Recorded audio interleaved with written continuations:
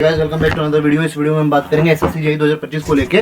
तो देखो अभी आप सभी को पता है कि 2 महीने बचे हुए हैं पेपर के, तो आप सभी का टारगेट होगा कि भाई एसएससी जेईई का पहले प्री निकाल ले, उसके बाद मेंस के लिए हम देख ही लेंगे। तो गाइस देखो इस वीडियो में मैं बताऊंगा कि कौन से टॉपिक आपके लिए इंपॉर्टेंट है, किस बुक को अगर आप अभी फॉलो करते हो तो आप इजीली 130 पहुंच सकते हो। तो देखो 130 में 65 में टेक्निकल का बता रहा हूँ, 45 में रीजनिंग के लिए बता रहा हूँ और 20 नंबर केवल मैं जीके के लिए बता रहा हूँ। और अगर कोई भी आपको इंपॉर्टेंट पीडीएफ चाहिए तो आप मेरे टेलीग्राम चैनल अनफिल्टर्ड ऋषि से उठा लेना, ठीक है। तो इस वीडियो को स्टार्ट करते हैं। तो आप सभी को पता है कि एग्जाम डेट 27 अक्टूबर से 29 अक्टूबर के बीच में, एक बार एग्जैक्ट आपको पता ही होगा डेट। देखो सबसे पहला हमारे मन में डाउट आता है, is it possible to crack SSC JE like exam in first attempt. तो बिल्कुल भाई पहले अटेम्प्ट में हम इजीली निकाल सकते हैं। मैंने भी निकाला है, मेरे कई दोस्तों ने भी निकाला है। तो बिल्कुल हाँ, जिस स्ट्रेटेजी को मैंने फॉलो किया था उस स्ट्रेटेजी को अगर आप भी फॉलो करते हैं तो आप इजीली पहले अटेम्प्ट में एसएससी जेईई को निकाल सकते हैं। हे गाइस, अगर आप भी तैयारी करें किसी भी गवर्नमेंट जॉब की तो पीडब्ल्यू है some batches for you. HSSC JEE 2025 batch for civil वो मिलेगा 2399 रुपये का। Marathi warriors JEE batch for civil वो आपको मिलेगा 2999 रुपये का। आरआरबी जेईई 2025 हमसर टेक्निकल बैच वो आपको मिलेगा 2499 रुपये का। आरआरबी जेईई 2025 एक्सप्रेस बैच भी वो आपको मिलेगा 2699 रुपये का। एई जेईई अशोका 2026 बैच वो आपको मिलेगा 3299 रुपये का।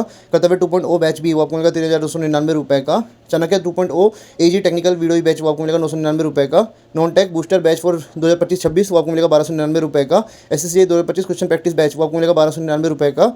SSC JE 2025 PIQ decoded batch वो आपको मिलेगा 249 का। SSC JE 2026 foundation batch CBT 1 and 2 वो आपको मिलेगा 2699 रुपये का। SSC JE 2025 fast track batch वो आपको मिलेगा 2299 रुपये का। DDA JE 2025 foundation batch for civil वो आपको मिलेगा 2499 रुपये का। इस providing infinity feature with the batch, जिसमें आपको मिलेगा recorded lecture by faculty on पीडब्ल्यूए, DPP and DP solution is also provided in bilingual language. AJE Khazana concept booster book, mock test book, PYQ book and weekly test access all easy exams based on new exam pattern and syllabus. Lecture video delivering English language, class note, DPP and DP solution is also provided. साथ में आपको short notes भी मिल जाएंगे। साथ में weekly test, subject wise test and mock test is also provided. Live lecture on PW app. साथ में एक आपको डाउट इंजन मिल जाएगा जिसमें आप अपनी क्वेरीज को पूछ सकते हैं। और अगर आप मेरा कूपन कोड RIS 200 करते हैं तो आपको इंस्टेंट 200 रुपीज का डिस्काउंट मिलेगा on PW app, link in description. ठीक है, तो सबसे पहले एग्जाम पैटर्न को जान लेते हैं। आपको पता ही होगा कि जो पेपर 1 है उसमें रीजनिंग भी आती है, जीके जीएस भी आती है और टेक्निकल भी आता है। जिस भी ब्रांच से हैं आप, मान लो कि आप सिविल इंजीनियरिंग से हैं, इलेक्ट्रिकल से, मैकेनिकल से हैं, तो उसका 100 क्वेश्चन अलग से आते हैं, ठीक है। और जो रीजनिंग और जीके जीएस है वो कॉमन पार्ट होता है और 2 घंटे का पेपर होता है, ठीक है। और आप सभी को पता होगा पहले वेंडर टीसीएस था, तो उस समय पेपर निकालना बहुत इजी था। लेकिन अब अगर जैसे आपको पता है कि एडुकेटी जो नया वेंडर है और इसमें काफ़ी अलग अलग चीज़ें चल रही है, काफ़ी लोग प्रोटेस्ट भी कर रहे हैं, क्योंकि इसमें क्या हो रहा है कि कई लोगों का एग्जाम सेंटर ही मेंशन नहीं है और जो ऑप्शन आ रहे हैं वो भी गलत है, जो एग्जाम का लेवल है वो भी बढ़ गया है। तो आप उसका ध्यान मत दो भाई, आप पढ़ के जाओ, पेपर बिगड़ेगा तो सबका बिगड़ेगा। और इस वीडियो में हम बात करेंगे कौन कौन से टॉपिक आपको भी अच्छे से पढ़ के जाना है, जिससे आपका मतलब ज़्यादा से ज़्यादा चांस होगा कि आप पेपर निकाल सकते हैं, ठीक है। सबसे पहले मिस्टेक्स ड्यूरिंग प्रिपरेशन। आप जब तैयारी करते हैं तो आप इन मिस्टेक्स को करते ही करते हैं। पहला, without knowing about the soul of the exam we start preparing. आपको पता ही नहीं होता भाई एग्जाम में क्या पूछता है क्या नहीं पूछता, आप सब चीज़ पढ़ने लग जाते हैं। पहला मिस्टेक तो ये हो गया। दूसरा, कंपेयरिंग योरसेल्फ विद अदर्स। मैं तैयारी कर रहा था, मैं भी अपने आप को दूसरे अपने दोस्तों से कंपेयर करता था कि भाई उसके टेस्ट में मार्क्स ज़्यादा आ रहे हैं, मेरे नंबर कम आ रहे हैं, उसके इतने नंबर कैसे आ रहे हैं, वो क्या पढ़ रहा है। तो भाई किसी और से आप अपने आप को कंपेयर ही मत करो। आप बस ये देखो कि जब मेन पेपर होगा उस समय आपके मार्क्स कितने आ रहे हैं, बस उस पर ध्यान देना। अभी भी अगर आप दूसरों से कंपेयर करोगे तो आप अपने आप को और डिमोटिवेट कर लोगे, और अब ये टाइम नहीं है कि आप अपने आप को डिमोटिवेट करो। इसलिए बस जो पढ़ना है, जो मैं बताऊंगा, जो आप पढ़ रहे हो बस उसी पे ध्यान दो। तीसरा, we take non tech portion lightly. हम भाई नॉन टेक को छोड़ ही देते हैं, सोचते हैं भाई टेक्निकल से और रीजनिंग से हमारा पेपर निकल जाएगा। तो बिल्कुल ऐसा नहीं होगा, क्योंकि वहाँ पे कई बार क्या होता है कि टेक्निकल का लेवल बढ़ जाता है, या फिर नॉन टेक का पोर्शन थोड़ा इजी आ जाता है, या फिर कुछ क्वेश्चन ऐसे होते हैं जो सब करके आते हैं लेकिन आप पढ़ के नहीं गए तो आपका क्वेश्चन गलत हो जाता है। तो भाई हमें किसी भी पोर्शन को लाइटली नहीं लेना है। तो बात कर लेते हैं some common doubts in your mind. देखो अगर आप तैयारी कर रहे हैं, मैं भी तैयारी के फेज में था, तो मुझे पता है कि ये डाउट्स तो आते हैं। पहला डाउट होता है कि पहले अटेम्प्ट में क्या मैं निकाल सकता हूं, तो बिल्कुल आप निकाल सकते हैं। दूसरा कि 2 महीने जो बचे हुए हैं वो इनफ होंगे। भाई देखो इनफ तो नहीं होंगे, लेकिन इतना आप पढ़ लोगे कि आप इजीली 130 या फिर 130 भी नहीं तो आप कट ऑफ तो इजीली निकाल सकते हो।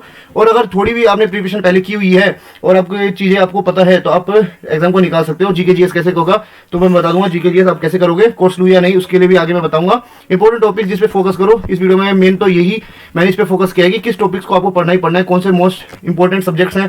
तो वीडियो में आगे बढ़ते हैं।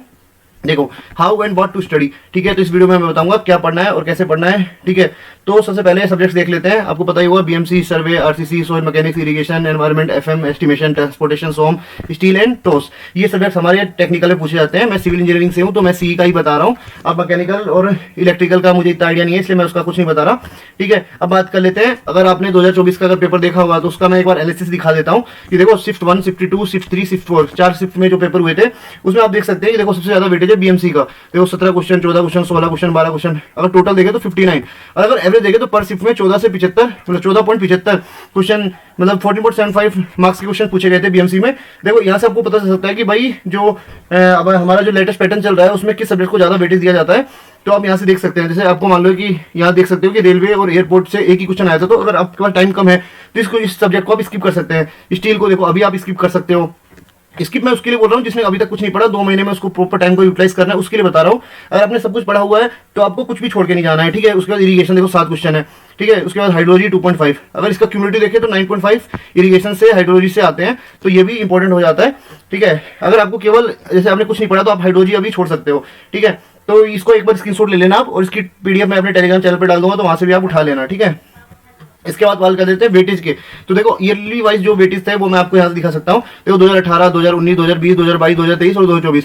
देखो स्टार्टिंग में जब 2022 से पहले सॉरी 22 को बेटा तो 2022 मतलब 23 से पहले क्या होता था कि उसका वेटेज अलग अलग था, क्योंकि उस समय क्या होता था कि सब्जेक्टिव पेपर होता था। 2022 के बाद सब्जेक्टिव पेपर खत्म हो गया था और इसके बाद अपना जो सीबीटी ही पेपर होने लग गया था, इसलिए उसके कुछ सब्जेक्ट्स में मतलब वेरिएशन आया है। तो आप यहाँ से देख सकते हैं, जैसे मान लो स्टील है, देखो स्टील से 6 क्वेश्चन आते थे, लेकिन अगर आप रिसेंट में देखोगे तो 1 से 3 ही क्वेश्चन आ रहे हैं। तो आपको अभी स्टील पे इतना ध्यान नहीं देना है। पहले आप देखोगे एनवायरमेंट 2, 8, लेकिन अभी देखो 10, 11 क्वेश्चन आ रहे हैं। तो जो लेटेस्ट जो भी चेंजेस हुए हैं ना, जिस सब्जेक्ट को पूछ रहा है ज्यादा, तो उस सब्जेक्ट को आपको पढ़ के जाना ही जाना है। तो इसका भी आप एक बार स्क्रीनशॉट ले लेना, ठीक है। इसके बाद बात कर लेते हैं कि एसएससी जेईई का जो सीबीटी 2 हुआ था उसमें किस टाइप के क्वेश्चंस आए हुए थे। देखो थ्योरी के क्वेश्चंस आए थे, न्यूमेरिकल आया था, मेजर कॉलम आया था, असर्शन रीजन आया था, स्टेटमेंट वाले क्वेश्चंस भी आए थे, ठीक है। तो सर्वे का देखो तो देखो 9 क्वेश्चंस, ठीक है। बीएमसी देखो तो भाई देखो सीबीटी 1 में भी आता है, सीबीटी 2 में भी आता है। ट्रांसपोर्टेशन ये भी देखो, ट्रांसपोर्टेशन भी काफी इंपॉर्टेंट है। इसे देखो 12 क्वेश्चन आए थे। इसमें मेनली हाईवे वाला जो पोर्शन है ना वो इंपॉर्टेंट होता है, ठीक है। ट्रांसपोर्टेशन और वो जो एयरपोर्ट है उससे इतने ज्यादा क्वेश्चन नहीं आते, ठीक है। तो आपको मेनली हाईवे वाला पोर्शन करना है, उसमें भी ज्योमेट्रिक डिजाइन से ज्यादा क्वेश्चन आते हैं, ठीक है। उसके बाद बात कर लेते हैं सोइल मैकेनिक्स। भाई ये एवरग्रीन जो सब्जेक्ट होते हैं उसमें से आता है सोइल मैकेनिक्स, उससे क्वेश्चन आते ही आते हैं। तो आपको ये भी पढ़ना ही पढ़ना है, ठीक है।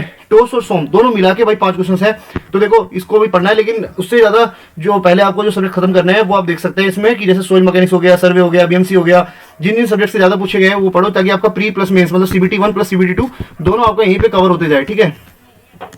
इसके बाद बात कर लेते हैं हम, देखो top 7 highest weightage subject for SSC JEE, ठीक है।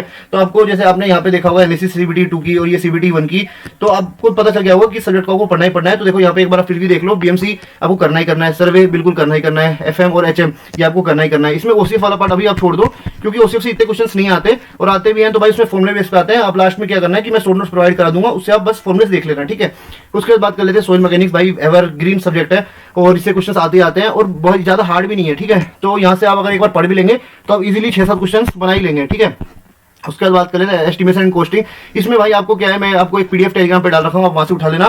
भाई 20-25 पेज की पीडीएफ है, और मान के चलो कि भाई, और इसके बाद आपको वो पीडीएफ करने के बाद एसएससी जेईई के जो 300-400 क्वेश्चन आए हुए हैं ना, केवल वो क्वेश्चन लगा लो, इसीलिए आपका एस्टिमेशन कंप्लीट हो जाएगा, ठीक है। उसके बाद बात कर लेते हैं हाइड्रोलॉजी एंड इरिगेशन। आपको मैंने दिखाई दिया था कि प्री में 9.5 क्वेश्चन के अप्रोक्स आते हैं, मतलब कि 9 से 10 क्वेश्चन तो पूछता ही पूछता है, तो ये भी काफी ईजी है, ठीक है। उसके बाद बात करते हैं ट्रांसपोर्टेशन की। ट्रांसपोर्टेशन में भी मेनली इंपॉर्टेंट है जो हाईवे वाला पोर्शन है, ठीक है। और हाईवे में भी क्या करना है कि जो ज्योमेट्रिक डिजाइन है, ज्योमेट्रिक डिजाइन वो सबसे ज्यादा इंपॉर्टेंट हो जाता है, ठीक है। तो ये आपको करना ही करना है, ठीक है। इसके बाद बात कर लेते हैं देखो रोड मैप कि आपको क्या करना है।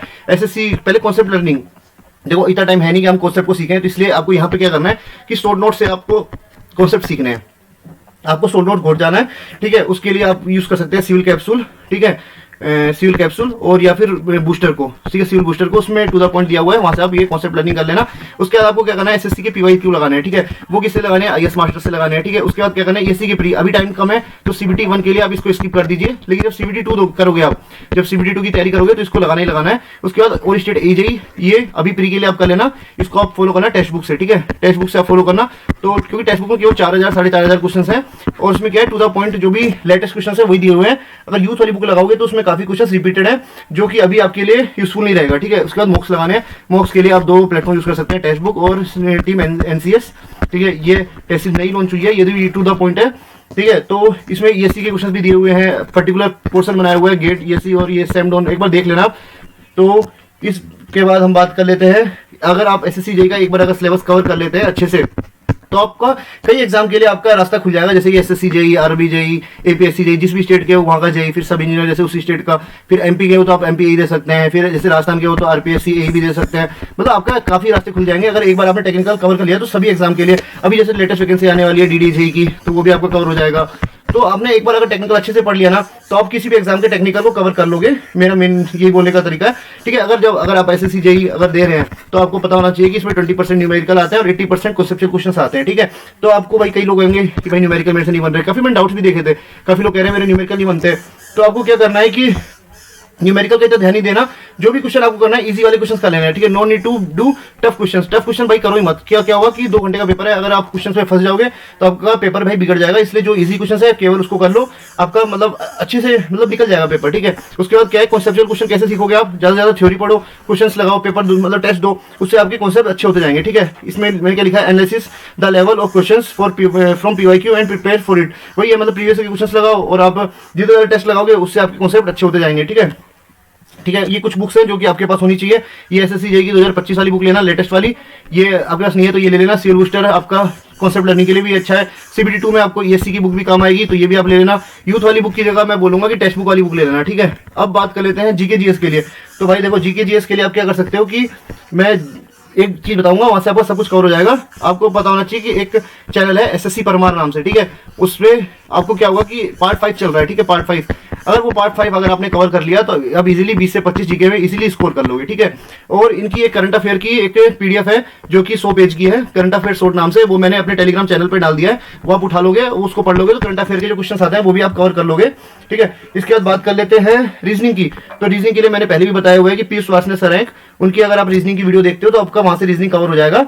और उसके बाद आपको क्या करना है, टेस्ट देना है, और जितने ज्यादा टेस्ट दोगे उतना ही आपका मतलब अप्रोच बढ़ेगा, टाइमिंग कम होगा और आपकी एक्यूरेसी बढ़ जाएगी, ठीक है। तो इस वीडियो के लिए इतना ही, मिलते हैं आपसे अगली वीडियो में, तब तक के लिए गुड बाय।